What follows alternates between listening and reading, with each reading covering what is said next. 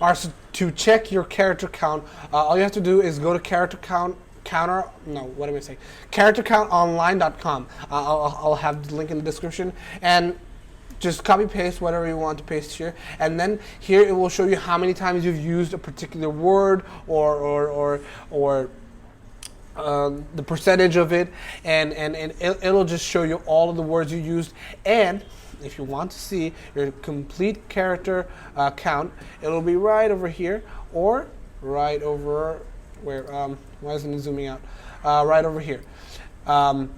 My about page thingy is 383 characters, 69 words, 5 sentences, 1 paragraph, 68 spaces. Why do you need this? Let's say you're writing your description and you want to measure how big it is, how small it is. This is perfect for writing descriptions. Or let's say you're writing a blog post. Anyways, this is perfect. If this video helped, then please, I'm not saying this just to get views.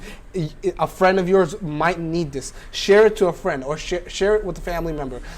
Anyone might need this. And this will really help me out. If this was even slightly helpful to you, then please share it with anyone you know. And yeah, peace out.